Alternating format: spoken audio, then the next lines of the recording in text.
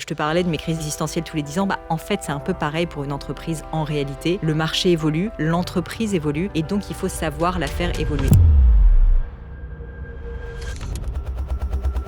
Le luxe existe, mais il s'est dénaturé beaucoup dans les 20 dernières années à cause de la massification. Et donc ce retour au luxe, je pense qu'il est nécessaire. Plus de qualité, plus de personnalisation, plus d'artisanat, un service qui reste tout le temps haut de gamme. À un moment donné, je vais sur l'Apple Store français, je me rappelle, et je vois qu'il n'y a absolument aucun podcast natif. Il n'y avait pas en fait ce concept d'interview d'entrepreneur, si tu veux. Et ça me manquait terriblement. Et donc je me suis dit, il y a certainement une opportunité. Tu m'as dit que tu passais tes journées dans les livres, que tu consommais de manière effrénée. Quel type d'enfant étais-tu ?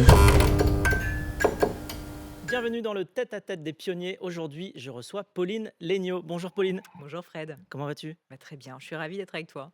Moi aussi, on va passer un bon moment. Alors, tu as commencé par suivre des études pour devenir professeur, mais à un moment, tu as bifurqué Oui, vers l'entrepreneuriat c'est pour ne ça. plus jamais te retourner.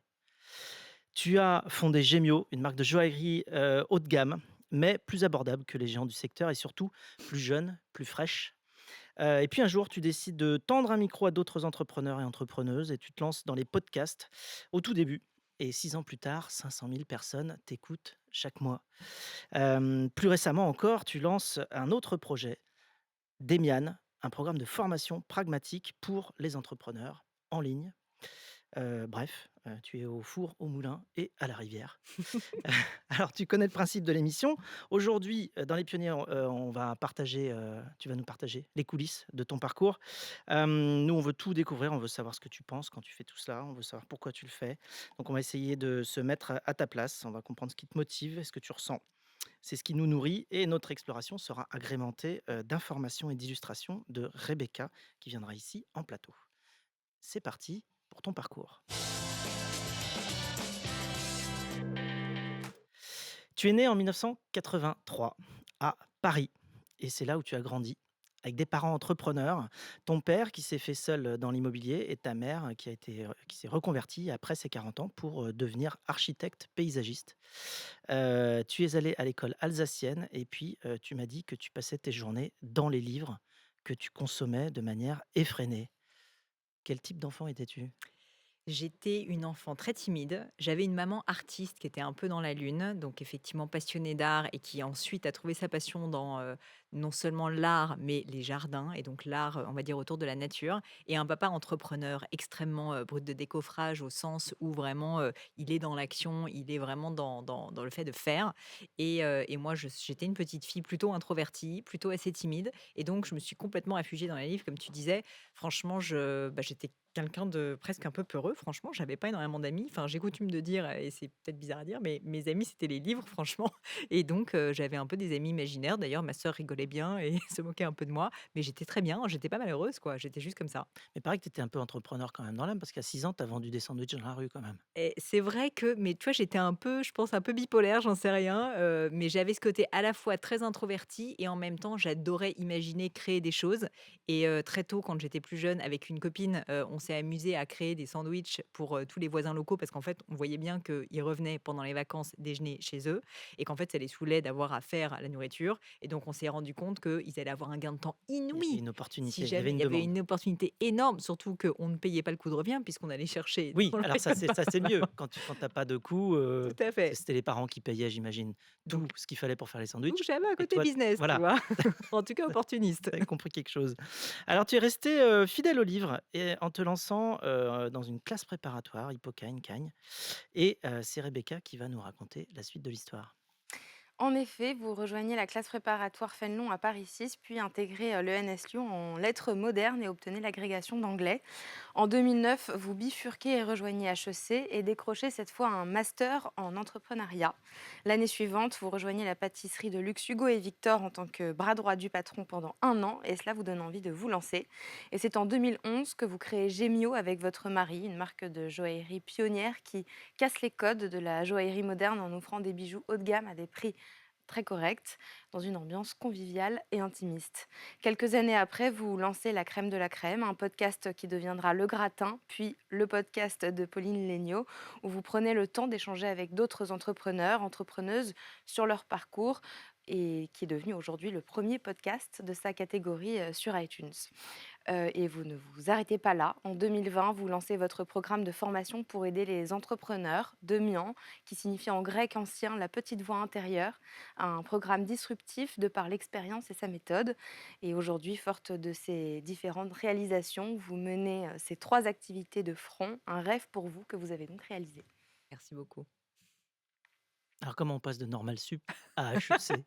Eh bien, écoute, je parle à la bonne personne pour en parler, je crois. Oui, j'ai pas Heu, fait HEC, mais ouais, Normal Sup. écoute, bah, enfin, franchement, un 180 total. Je ne pensais pas être un jour entrepreneur. Donc il faut comprendre que ma maman est artiste, mon père est entrepreneur. Mon papa n'a pas fait d'études et toute ma vie m'a dit: «Tu vas faire de grandes études, ma fille», je pense, pour me protéger. Il se trouve que j'étais, comme tu as compris, très littéraire et assez forte, dans les matières littéraires et donc bah, j'ai suivi tout simplement les conseils de mes parents, de mes amis, de mes profs qui m'ont incité à passer Normal Sup. J'ai quand même beaucoup travaillé pour rentrer, ça c'est clair et j'adorais sincèrement, le fond.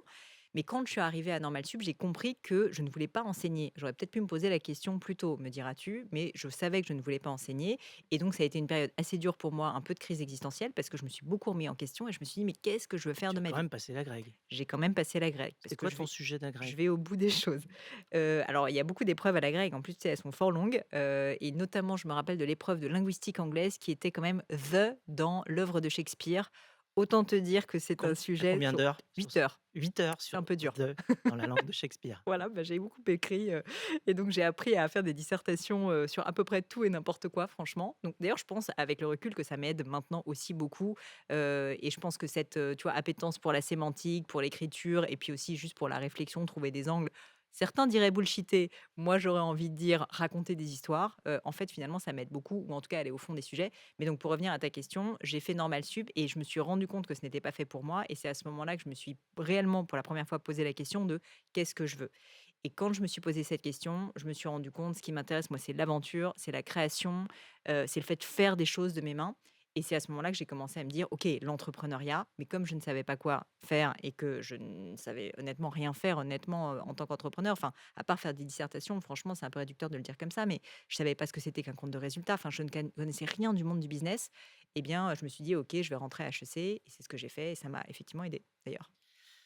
Et alors donc, justement après, tu rentres à HEC et après HEC, tu te lances dans la joaillerie. Alors là encore, tu connaissais, J'aime bien apprendre, je crois. pas grand-chose en joaillerie. Alors c'est ou peut-être que tu redoutais de faire une autre épreuve type, The dans la langue de Molière, ce qui serait peut-être encore plus compliqué, Ça, c'est sûr. ou plus court. Peut-être ça peut être très, très court, on va pas y passer 8 heures. Donc comment est née l'idée de Gemio? Elle est née par hasard, donc je voulais à ce moment-là créer une entreprise. J'avais décidé que je voulais devenir entrepreneur, mais je n'avais pas d'idée. Et ce qui s'est passé, donc je cherchais plein de choses d'ailleurs. J'ai travaillé chez Hugo et Victor, donc qui est une pâtisserie, parce que je pensais que j'étais très intéressée par le monde de la food et donc bah, voilà, j'avais fait ce premier stage pour apprendre ce que c'était concrètement d'être entrepreneur en travaillant aux côtés de très jeunes entrepreneurs et malheureusement, bah, donc je n'avais pas d'idée. Quand mon fiancé, donc à l'époque, qui n'était pas mon fiancé, Sharif, me demande de l'épouser, que tu connais, on va voir un certain nombre de joailleries et on va notamment place Vendôme, mais pas que, on va voir plein de joailleries merveilleuses et c'est là qu'en fait, je pense que mon amour du beau, via ma maman, via tout l'art en fait que j'avais vu quand j'étais petit, a un peu émergé et je me suis sentie mais vraiment, enfin, j'ai senti que je tombais amoureuse de ce secteur. J'ai vu que c'était des choses absolument magnifiques, tu vois? Comme des sculptures sur des mains, enfin vraiment j'ai eu un espèce de choc émotionnel vraiment et esthétique, mais en même temps, j'ai trouvé que l'expérience était d'un autre âge. J'ai trouvé que c'était hyper intimidant, j'ai trouvé que les prix évidemment étaient décorrélés de la réalité, j'ai trouvé que c'était vieillot et donc je me suis dit: «Mais c'est fou, il doit y avoir une opportunité dans ce monde du luxe» parce que à la fois j'ai cet attrait pour le beau et les beaux objets, mais en même temps, pourquoi est-ce qu'on ne pourrait pas le faire d'une manière beaucoup plus moderne? Et un peu d'une manière folle, mais je crois que tu sais ce que c'est. Je me suis dit: «Bon, bah, allez, finalement, qui ne tente rien à rien, on y va, on se lance», alors qu'on n'y se connaissait rien avec Sharif et d'ailleurs, ça fait partie de mes fiertés, pour tout te dire, d'être parmi les seuls créateurs de marques de joaillerie à ne pas être issus du secteur. Ce qui nous a permis de penser les choses, je pense, différemment. Oui, c'est souvent comme ça que viennent, ce qu'on appelle les disruptions. C'est-à-dire, tu viens, tu fais différemment et tu bouscules les gens qui sont en place et qui font ça depuis longtemps, un peu de la Exactement. même manière. Alors, on m'a dit que la première bague quand même que vous avez, fabriquée a mis du temps à voir le jour, à l'endroit. Mais Tu parce nous qu'il faut. expliques? Bah, on a lancé, l'entreprise en 2011. On connaissait rien au monde de la joaillerie. Déjà, il a fallu trouver des ateliers. C'était très difficile. Personne ne voulait travailler avec nous.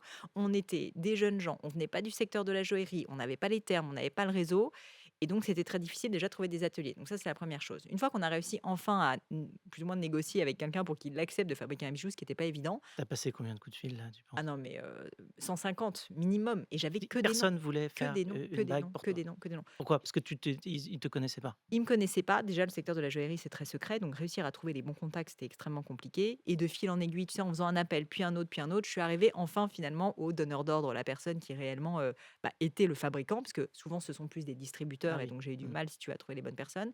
Et une fois que j'ai trouvé les fabricants, j'ai eu en fait une fin de non-recevoir, parce qu'ils me disaient, mais on vous connaît pas, demain vous serez complètement, enfin voilà, ça sera fini. Et donc j'ai mis beaucoup de temps à trouver un atelier qui accepte de nous faire confiance et de nous tendre la main. Et ça a fait partie à plusieurs reprises de mon histoire, d'avoir sincèrement des personnes généreuses qui nous ont tendu la main, juste parce qu'ils nous appréciaient, je pense, juste parce que peut-être j'étais sympa, enfin je sais pas, ils ont cru en nous et ils nous ont vraiment rendu ce service. Et donc je remercie Fred, qui s'appelle aussi Fred, donc qui a accepté de nous tendre cette main, qui fait qu'on a réussi à fabriquer notre premier bijou. Et pour la petite anecdote, la première commande qu'on reçoit, c'est donc une dame, je me rappelle très bien, qui habitait à Angers, et à l'époque, on avait un délai de fabrication de 10 semaines. Sachant que maintenant, c'est plutôt 4 semaines. Mais donc, on avait prévu qu'on ne savait pas comment faire, et donc ça allait mettre du temps, les bijoux étant fabriqués à la commande. Eh bien, à 10 semaines, on n'était nulle part. L'atelier avait fait n'importe quoi, on n'était absolument pas dans les temps. 12 semaines arrivent, et là, je reçois le bijou, et le bijou est monté à l'envers. Donc, le contrôle qualité est assez simple, tu me diras. Ah, Voilà, à c'est pas l'envers. le bon sens. C'est quoi, c'est le Et diamant qui était à l'envers? en l'occurrence, une aigue marine, et elle était effectivement pas montée dans le bon sens, si tu veux. Ils avaient fait la monture à l'envers. Et donc là, je me dis: «Bon, il y a un problème», et donc j'avais dû appeler, m'excuser platement auprès de la cliente, qui était adorable d'ailleurs, et donc on a eu encore 3 semaines de retard. Comme quoi, il faut se lancer, mais on apprend en marchant. La marque grandit et se fait connaître grâce à quelques coups, de maître en marketing et alors notamment votre pub avec un chat rose dans le métro, sur un combi-van. Mais pourquoi un chat rose et pourquoi un combi-van? On va voir Alors, les d'abord, images là. plus le chat rose à la base, on était, encore une jeune marque à l'époque, c'était en 2014-2015 pour donner le contexte, donc la boîte se porte bien, on a une belle traction, et à l'époque, on est 100 digitaux. Déjà, la première chose, c'est qu'on avait envie de montrer qu'on était une entreprise dans la vraie vie, donc on avait besoin de faire quelque chose, si tu veux, dans le monde physique. Et donc je me dis: «OK, j'ai envie de faire une campagne qui soit une campagne massive, qui montre que Gemio est un nouvel acteur dans le monde de la joaillerie, qu'on est en train de rentrer dans la cour des grands, qu'on est en train d'exister, en fait, qu'on est, un ovni, qu'on est en train de disrupter ce monde de la joaillerie. Et donc, je voulais vraiment une campagne qui soit hyper forte, hyper émergente, assez risquée aussi. Et toute l'idée est venue de quoi? Du fait que dans le monde de la joaillerie, tu sais, il y a, souvent un bestiaire animalier. C'est-à-dire que les joailliers, pour la plupart, ont un animal un peu totem. Cartier, c'est la panthère, Bulgari, c'est le serpent, Chaumet, par exemple, c'est l'araignée, Dior, c'est l'abeille. Des animaux plutôt pas très sympathiques, comme tu peux l'entendre, un peu agressifs, on va dire statutaires. Et on s'est dit, si nous, on avait notre bestiaire, qui ça serait? Eh bien, on a choisi le chat, un petit animal de compagnie, mais qui est quand même statutaire, qui est toujours très élégant, mais néanmoins, si tu veux, qui est noble, qui est racé, mais qui est beaucoup plus doux et qui est beaucoup plus bienveillant. Et c'est pour ça qu'on a fait cette campagne avec le chat rose, pour essayer de montrer en fait qu'on était un nouvel Alors acteur pourquoi rose? disruptif. Parce que le Pourquoi chat, rose? alors là, tu as expliqué le parti chat. Bon, on Pourquoi aurait rose? compris. Plusieurs choses. Premièrement, parce que, on voulait quand même qu'il se voit et qu'il émerge et Ah qu'il bah ça, soit c'est sûr. différent, donc ça, On c'est l'a sûr, vu. et ça marche. Qu'il ait ce côté aussi, tu vois, bienveillant et attachant, et donc le rose fonctionnait bien. Le rose n'est pas une couleur qui est prise par une marque de joaillerie, et donc ça nous permettait d'avoir notre couleur propriétaire. Et puis, je sais pas si tu sais, mais chez Gémeaux, mais tu le sais puisque tu es client, mon cher Fred, on peut choisir à la fois sa pierre et son métal. Donc il y a une notion de personnalisation, et ça, on est les seuls à le faire, en fait. C'est vraiment, l'une de nos forces. Et le chat rose, donc c'était un pied de nez un petit peu peut-être conceptuel, mais qui permet de se dire, bah, chez Gemio, on peut changer la pierre, le Ah métal, oui, on peut on peut adapter. personnaliser. Si Tout on à veut un fait. chat rose, c'est possible. Personne n'a rien compris, mais ça a marché quand même. Très bien. Donc la stratégie, c'était d'être d'abord à DNVB, c'est-à-dire vendre directement en ligne, puis une expansion en boutique, physique. Vous en avez où aujourd'hui des boutiques? Alors, on en a 9 maintenant, on en a pas mal en France, 2 à Paris, Lyon, Toulouse, Bordeaux, Aix-en-Provence, donc on est assez présent en France, mais aussi la Suisse, Genève, Zurich, Bruxelles pour la Belgique, et puis Tokyo qu'on vient d'ouvrir. On est assez fiers de ça, et donc l'expansion internationale, c'est notre prochain sujet. Ah, Tokyo, on en parlera tout à l'heure. Alors, et en 2018, alors Gemio fonctionne, bien, plutôt bien. Vous êtes, 20-30 salariés, quelque chose comme En ça? 2018? Ouais. Ah oui, je pense quelque chose comme ça, une trentaine de personnes. Et mais tu as besoin d'inspiration et tu vas à la rencontre d'autres entrepreneurs. Tu leur tends ton micro Et c'est comme ça que tu lances le podcast, alors qui s'appelle initialement, Le Gratin non, La Crème de la La crème, crème de la puis Le crème. Gratin, puis tout simplement le Faudra que tu me podcast, donnes des leçons de branding, ça de c'est Pauline sûr. Mignot. Bah, nous, on a fait les pionniers chez Fred Mazella, tu Bah, vois? On c'est n'est pas simple. passé par La Crème de la crème, Le Gratin, on est allé directement à la formulation. Alors, pourquoi tu veux lancer autre chose en parallèle de ton activité? Enfin, normalement, quand on est entrepreneur, on se focalise 100 sur ce qu'on crée. Là, tu avais besoin d'air? Exactement. Alors clairement, j'étais hyper investie encore chez Gemio, mais ça faisait 7 ans que l'entreprise existait et je me suis pas mal posé des questions à ce moment-là. J'ai coutume de dire que je vis des crises existentielles à peu près tous les 10 ans, donc là, c'en était une nouvelle Mmh. et donc je me 2018, la suis prochaine 2028? bah, peut-être, Mmh. tu vois? On a un peu le temps, de voir venir et donc je me suis posé beaucoup de questions et notamment je me suis dit: «Gemio, ça fait 7 ans que j'ai créé cette entreprise, elle se porte bien. Est-ce que j'ai envie que ça soit l'entreprise de ma vie?» Et donc d'y investir toute mon énergie pendant toute ma vie, enfin en tout cas pendant un temps très important ou pas? Ou est-ce qu'il va falloir à un moment donné que je passe à autre chose? Et ce questionnement a été très important pour moi et donc j'ai eu besoin de me nourrir, de m'inspirer ailleurs et donc je me suis mis à écouter des podcasts et quand j'ai écouté des podcasts, ça m'a énormément plu, mais à l'époque, j'écoutais des podcasts américains. Il se trouve parce que c'était un copain qui m'en avait parlé, qui m'avait dit: «Tu vas voir, c'est génial» et à un moment donné, je vais sur l'Apple Store français, je me rappelle et je vois qu'il y a absolument aucun podcast natif. C'était uniquement des podcasts qui étaient en fait des rediffusions d'émissions. Alors c'est très bien quand même, mais il n'y avait pas en fait ce concept de, bah, là comme tu es en train de le faire, d'interview d'entrepreneurs si tu veux et ça me manquait terriblement et je me suis dit: «Mais finalement, je pourrais mêler l'utile à l'agréable». C'est-à-dire que je pourrais créer des contenus qui soient intéressants, enrichissants pour moi, un peu ma psychothérapie personnelle, mais en même temps faire bénéficier plein de monde et puis on reste qu'entrepreneur quand même et donc je me suis dit: «Il y a certainement une opportunité parce que le Ça s'est fait podcast vite? Tu as marche pris ta aussi». décision, rapidement comme Ah ça? bah, en 2 semaines si Tu tu veux. cours, tu écoutes des podcasts, tu te rends compte qu'il y en a pas en français, tu te dis tu poses, tu prends ta douche et hop, c'est parti? J'aime pas trop tergiverser de manière générale et en l'occurrence, en 2 semaines, si tu veux, c'était lancé. C'est-à-dire que quand j'ai une idée, je me dis: «OK, je vais pas attendre pendant 10 ans, je le lance. Si ça marche pas, j'arrêterai, c'est pas grave ou si C'est ça me bien plaît fait, pas, j'arrêterai». et Mais voilà, tu en as fait 300 là, des podcasts je à peu compte près? plus à ce stade, mais oui, ça fait 6 ans, hein, quand même, Ah, moi, j'ai maintenant vu que le la chance podcast d'être existe. parmi les premiers. Tu Tu es m'as fait venu me cet voir honneur, tu m'as fait cet honneur. et j'avais commencé et c'était un très bon moment. Alors, eh bien, on va passer, à la section de tes passions.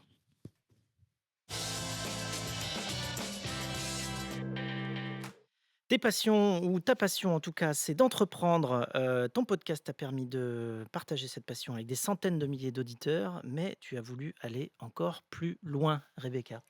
En 2020, le monde est frappé par le confinement et vous réalisez là à quel point les entrepreneurs peuvent parfois se sentir très seuls.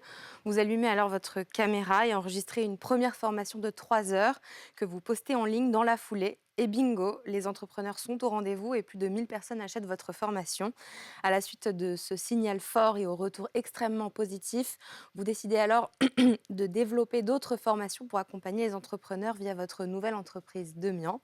Que ce soit la création d'un business plan ou d'une plateforme de marque, apprendre à parler en public ou encore gérer ses réseaux sociaux, vous partagez ce que vous avez appris durant vos bientôt 15 ans d'entrepreneuriat et tous les invités que vous avez pu recevoir sur le podcast, telle une petite voix intérieure, à savoir celle d'un mentor qui vous aide et qui vous guide lorsque vous vous sentez perdu. Et depuis 4 ans, ce sont déjà plus de 10 000 personnes qui ont été accompagnées. Alors, Demian ou Demian on dit? On dit Demian normalement. Demian? Tu sais, c'est issu d'un livre, puisque je suis une littéraire comme tu as compris, de Hermann Hesse et donc le héros de ce livre s'appelle Demian et c'est Ah, le mentor qu'on rêve tous d'avoir, qui va nous Hermann Hesse. pousser. Exactement. Non, OK. alors pas Ah, Hermann Hesse, le Demian, donc qui est le personnage oui. principal de ce livre et donc c'est ce qui m'a inspirée pour le nom de cette entreprise, même si maintenant tout le monde dit Demian, mais c'est pas très grave. Le principal, c'est que ça aide des entrepreneurs. Bon, alors c'est un retour aux sources? Tu es redevenu professeur? Bah, c'est Oui, en fait, exactement ça. tu vois? Tu Mais tu voulais sais. l'éviter, mais tu t'es fait rattraper. Totalement, totalement, mais c'est drôle quand même, je trouve la vie parce que tu vois, on sait jamais, de quoi demain sera fait et je pensais que je sentais qu'il y avait un truc qui me plaisait dans la transmission. Finalement, avec cette aventure-là, j'arrive à compenser et j'arrive, je pense, à donner beaucoup en échange et un peu toute ma vie, pareil avec Gemio, finalement, on peut se poser la question: «Mais pourquoi la joaillerie?» Et quand je réfléchis, moi, je te dis, ma maman était artiste, j'ai toujours eu un attrait très fort Mmh. pour le beau, une appétence sur l'esthétique et en fait, c'est pas par hasard que j'ai créé une marque de joaillerie. Donc je pense qu'il y a pas de hasard finalement, il y a que des rendez-vous. Alors c'est quel, module qui marche le mieux dans cette Alors, il formation? y en a beaucoup. J'ai créé 2 modules, qui marchent vraiment très bien. Il y en a un sur la productivité, qui s'appelle «Les clés de la productivité, faire plus en moins de temps». Ne me dis pas que le tri Terracolor, c'est pas ça, mais c'est sincèrement ce que j'essaye d'apporter et Bah, c'est pas des manifestement, ça marche au moins pour toi. écoute, tout à fait et c'est pas des hacks si tu veux, c'est plutôt en fait, de réfléchir à ces stratégies et se dire: «Qu'est-ce que je garde? Qu'est-ce que j'enlève? Qu'est-ce que j'élimine? Qu'est-ce que je délègue?» Donc c'est plutôt essayer d'apprendre à mieux s'organiser honnêtement et celui-là marche très, très bien parce que je pense qu'il ne parle pas qu'à des entrepreneurs, il parle à un public beaucoup plus large en Mmh. fait de gens qui ont plein de choses à faire. Il y en a une autre que j'ai sortie récemment sur la stratégie de vie qui marche aussi très bien. Alors c'est un terme que certaines personnes n'aiment pas, mais c'est une réflexion un peu globale sur, bah, qu'est-ce que je veux dans la vie? Comment Oui, savoir ce que je plutôt que veux dans la vie? d'avancer, de manière totalement linéaire, d'essayer de prendre un peu de Exactement. recul et de voir les étapes de vie différentes. Hein. Exactement. Essayer de se poser ces questions, en tout cas, ce qui est Mmh. pas toujours facile et donc j'essaye d'accompagner mes auditeurs. Comme je te disais, j'ai des crises existentielles tous les 10 ans, donc j'ai un peu de bouteille en la matière. Ton top 3 des conseils aux entrepreneurs? Ah, c'est pas facile. Écoute, je pense que un conseil que je donne, souvent quand on me pose cette question, c'est, il vaut mieux faire que réfléchir, plus d'action, moins de réflexion. Ça peut paraître contre-intuitif, mais je crois tellement sincèrement qu'on apprend en marchant en matière d'entrepreneuriat, qu'il y a une énorme valeur ajoutée au fait de faire et je vois beaucoup de personnes qui veulent se lancer, qui, sont coincées dans des Excel, dans des business plans, dans des PowerPoint, dans tout ce que tu veux et qui finalement ne se lancent jamais et s'ils sont paralysés, si tu veux, par la peur de Mmh. ne pas avoir la bonne réponse. Ouais. Il n'y a pas de bonne réponse, en fait et donc pour moi, le chemin, il se construit littéralement en marchant, étape par étape, marche après marche. Donc ça, déjà, c'est le premier conseil. C'est une valeur qu'on entend parfois aussi, formulée de la manière suivante qui dit, «Done is better than perfect». C'est-à-dire, Exactement. voilà, c'est quand c'est fait, c'est mieux que quand c'est parfait, parce qu'en fait, c'est jamais parfait. Donc en fait, c'est jamais fait si on cherche trop la perfection. Très bien. Alors toutes ces expériences, accumulées t'ont permis de développer une vision forte dans ton domaine, dans ton secteur. Avec Gemio, vous avez une approche, particulière du luxe et tu as même théorisé cette approche-là. C'est mon Parce côté que, prof. c'est ton côté prof, Il côté, revient! normalienne qui revient C'est et donc terrible. tu as théorisé en smart luxury. Alors le luxe intelligent, on peut dire, en quelque sorte. Qu'est-ce que c'est? Écoute, pour être tout à fait honnête, c'est pas que moi qui l'ai théorisé. Je me suis aussi appuyée sur un chercheur du monde du luxe que j'admire énormément, qui s'appelle Jean-Noël Capferrer et à qui je rends hommage, qui est l'une des références mondiales, sincèrement, du luxe. Et en gros, ce qu'il faut comprendre, c'est que le luxe a certains fondamentaux. Le luxe, c'est quoi? C'est à l'époque Louis Vuitton, littéralement le monsieur qui était le maltier, qui, quand il y avait, je sais pas, le roi de Russie qui voulait avoir une malle extraordinaire, se faisait faire sa malle sur mesure, parfaitement détaillée, de manière artisanale par Louis Vuitton. Donc ça coûtait assez cher, mais c'était personnalisé, c'était artisanal. Et en fait, ce qu'on voit bien, c'est que dans les 20 dernières années, le luxe, en fait, s'est considérablement massifié, ce qui est normal parce qu'en fait, il y a eu les pays émergents qui sont arrivés, il y a eu donc un afflux de consommateurs colossal qui fait que l'artisanat, en fait, en a pâti, ça n'est tout simplement plus possible et qu'on a commencé à créer des objets qui sont des objets plus standards, typiquement avec des gros logos, parce qu'en fait, le luxe a une fonction maintenant, c'est de montrer la réussite sociale. Et donc, bah, il y a un certain nombre d'attributs du luxe, le prix, je te dis, le côté artisanal, la personnalisation qui se sont un peu perdus. Et moi, quand j'ai vécu Gémio, en fait, tout ça, maintenant, je le dis de manière théorique, mais à l'époque, je vivais juste le fait que je trouvais que c'était pas personnalisé. En fait, les bijoux, bah, en fait, étaient prends ça ou prends ça, mais il n'y avait pas beaucoup de choix. D'autre part, les prix, je les trouvais assez décorrélés de la réalité. Le service aussi s'était perdu. Pas de personnalisation, comme je le disais, et pas d'artisanat forcément. Ce qu'on ne sait pas forcément, c'est qu'en joaillerie et dans le luxe de manière générale, le made in France ou la fabrication locale n'est plus une vraie réalité pour beaucoup de maisons parce qu'il y a trop de volume. Et donc, je me suis dit, mais finalement, pourquoi est-ce qu'on ne pourrait pas créer un nouveau retour au luxe, donc sur les fondamentaux du luxe, de l'artisanat, de la personnalisation, d'une vraie exigence de qualité, mais sans, sans avoir des prix qui soient complètement disproportionnés parce qu'en fait, on va utiliser notamment la technologie et notre intelligence et beaucoup de travail et beaucoup d'efforts pour essayer, si tu veux, d'en faire quelque chose de réel. Et je te donne un exemple avec Gemio, c'est simple. On fabrique les bijoux à la commande pour nos clients, ce qui est quelque chose, en fait, qu'on est les seuls à faire aujourd'hui. La plupart des maisons de joaillerie fabriquent des stocks de joaillerie parce que c'est plus simple, qu'ils peuvent l'envoyer dans toutes leurs boutiques. Nous, on vend encore aujourd'hui 50% de notre chiffre d'affaires online. Pourquoi est-ce que c'est intéressant d'avoir à la fois ce côté online, une distribution qui est uniquement Online propre égale personnalisé, c'est-à-dire à la commande? à la commande? Oui. Bah, enfin, tout est fait à la commande, mais Mmh. en plus, on a la dimension digitale. Tout ça, tous ces outils, en fait, parce que finalement, c'est nous qui avons inventé ce business model et la technologie pour y arriver, eh bien, nous permet de proposer j'aime pas le terme, un prix qui est extrêmement empathique, qui est extrêmement juste, parce que finalement, on va avoir une qualité fabrication française dans des ateliers qui travaillent pour la place Vendôme, mais avec plus de personnalisation, un service sincèrement qui est plus chaleureux, plus accueillant et en même temps avec donc ce prix qui est beaucoup plus empathique, qui pour moi d'ailleurs fait partie du service en Oui. réalité. Ça, il y a d'autres secteurs qui font ça un petit peu, peut-être dans le textile ou dans les parfums. Je pense notamment à une société, peut-être que tu connais une nouvelle société qui s'appelle Ex Nihilo, qui fabrique Ah, comme je ça la connais pas. des parfums Mais je suis justement où sûre, tu vas composer exactement ce que tu c'est veux. pour moi, c'est une tendance Euh, de fond, tu sais, Fred. Ce smart luxury, c'est le luxe existe, mais il s'est dénaturé beaucoup dans les 20 dernières années à cause de la massification. Et donc, ce retour au luxe, je pense qu'il est nécessaire. Plus de qualité, plus de personnalisation. Alors, la qualité, elle est là quand même sur les grandes maisons, je ne vais pas le nier, bien sûr. Mais par contre, plus d'artisanat, plus de personnalisation, un service qui reste tout le temps haut de gamme. Tu sais, aujourd'hui, la plupart des maisons de luxe, en fait, ont ce qu'on appelle des VIC, des Very Important Customers. Peut-être que tu en fais partie, je ne sais pas, mais ça représente 2% de leur clientèle. Et donc là, oui, pour eux, il y a un service qui est exceptionnel. Mais pour les 98% des autres, qu'est-ce qui se passe? Ben non, en fait, il y a la file d'attente, on n'est pas forcément très bien traité, etc.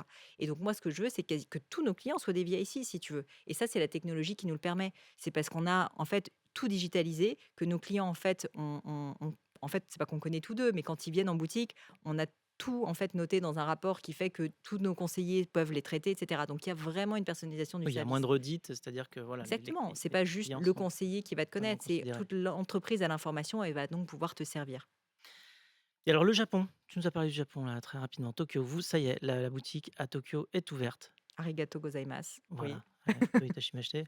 Heu, On a ouvert ça en janvier. En fait, pour être tout à fait précise, pour l'instant, c'est ce qu'on appelle une résidence, donc c'est un pop-up, qui est ouvert donc depuis janvier et qui va se transformer en boutique pérenne en novembre. Et donc tout ça pour dire que nous sommes implantés au Japon, on a nos premiers collaborateurs au Japon.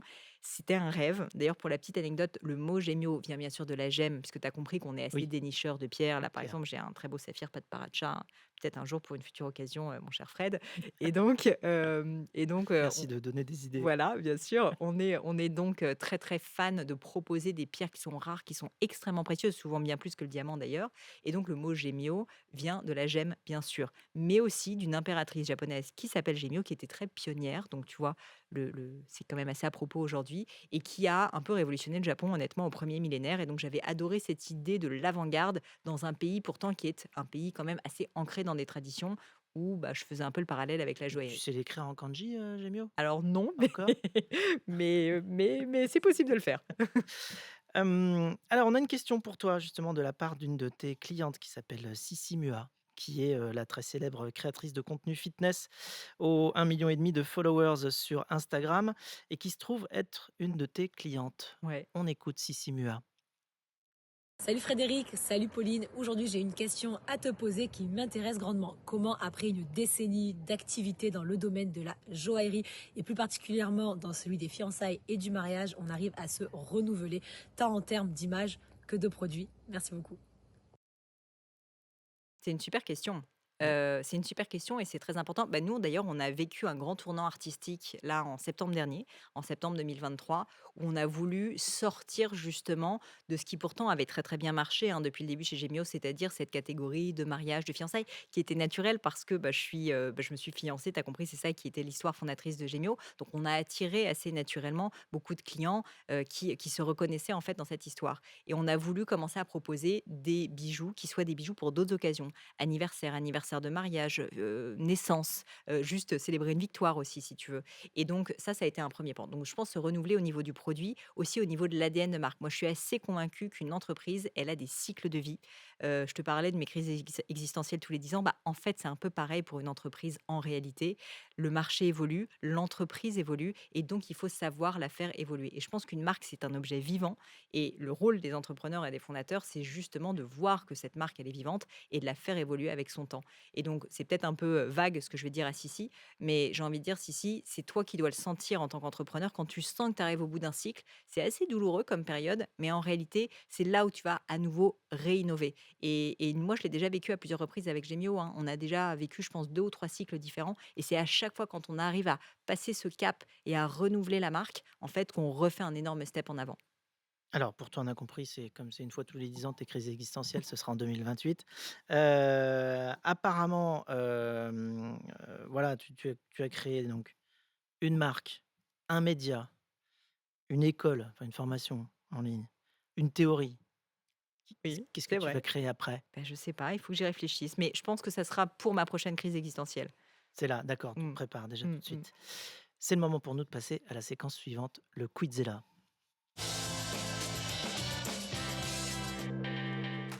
Ça te plaît le Quizella, Ouais, j'ai j'aime beaucoup. l'impression, hein? Au marketing, tu bien ça. Alors, les règles du Quizella, je te pose des questions très rapides et tu y réponds de manière, aussi Rapide, rapide. j'essaye. Tu es prête? Je vais essayer. Top, c'est parti. Or ou argent? Or, 18 carats. Diamant ou émeraude? Émeraude parce que j'aime bien les pierres de couleur. Achat en ligne ou en boutique? Online quand même, même si chez nous c'est 50 donc c'est moite-moite. Création ou gestion? Création à 100. Paris ou Tokyo? Ah! Je pense que Tokyo pour moi, c'est la prochaine étape. Travail matinal ou nocturne? Matinale pour moi. Le week-end, c'est travail ou bien vraie pause? Est-ce que en tant qu'entrepreneur, on arrête de travailler à un moment donné? Week-end, nuit, D'accord, enfin tout donc ce que tu travail. veux, travail. OK. Hem, networking ou réflexion solitaire? Les 2 mon capitaine. Lecture ou podcast? C'est dur là. J'ai Les envie de 2 dire mon les 2 encore. capitaine, hein, Allez, voilà. Ta meilleure manière pour décompresser? le sport, course à pied. Ta potion magique à toi? Mmh. Mon mari. Oh, ta kryptonite à toi? Ce qui t'affaiblit comme Superman? Mmh. Bonne question. C'est pas rapide du coup. Je pense, la malhonnêteté. Mmh, c'est vrai que ça fait mal. Si tu n'avais pas pu faire ce que tu fais aujourd'hui, tu aurais fait quoi? Je serais devenue prof, mais pas longtemps. J'aurais Donc tu créé aurais des fait boîtes quoi après. après? Tu aurais créé une boîte Ouais. après, d'accord. Ton plus grand rêve aujourd'hui? Mmh. Faire de Gemio une des grandes maisons internationales de joaillerie mondiale. Qu'est-ce que l'esprit pionnier pour toi? Se remettre en question. Et pour finir, si les 8 milliards d'êtres humains écoutaient les pionniers aujourd'hui, quelle serait la plus belle phrase que tu leur adresserais? Pfiou, c'est dur. Oh, tu fais simple par rapport au concept. Tu pas obligé de faire une phrase, c'est pas Non, non, tu pas 8 heures, ça c'est vrai. je suis pas habituée. Je suis pas habituée. J'ai envie de leur dire: «N'ayez pas peur de briller». Oh, c'est beau. Alors, ben, écoute, merci beaucoup de t'être, prêtée au jeu. On va se quitter sur cette, chanson que tu as sélectionnée, de Mika. Elle m'a dit. Que j'aime beaucoup. Et alors pourquoi tu as choisi cette chanson? Parce que tu l'aimes beaucoup? Je Bon, l'aime bien et en fait, je trouvais qu'elle était appropriée parce que je trouve qu'on est dans un monde, enfin c'est normal, on est en société, on a plein d'injonctions en permanence et moi j'aide beaucoup d'entrepreneurs, comme tu as compris, à aller au-delà de ces injonctions, de ces peurs, que souvent on se met à nous-mêmes. Et en fait, j'ai envie de dire, c'est pas parce qu'on vous a dit votre mère, votre père, votre grand-mère, peu importe à la rigueur, suivez votre cœur, suivez votre envie, votre passion et au pire ça marchera pas, mais c'est pas très grave. Souvent on a peur de l'échec, ok, mais l'échec c'est un moment donné dans la vie et en fait on rebondit toujours forcément à un moment donné. Donc en fait il faut arrêter d'avoir peur en permanence. En permanence. merci Pauline Merci de à nous toi, avoir Fred. fait, entrer dans ton monde en partageant tes émotions et tes apprentissages de pionnière. Merci Merci à beaucoup. toi.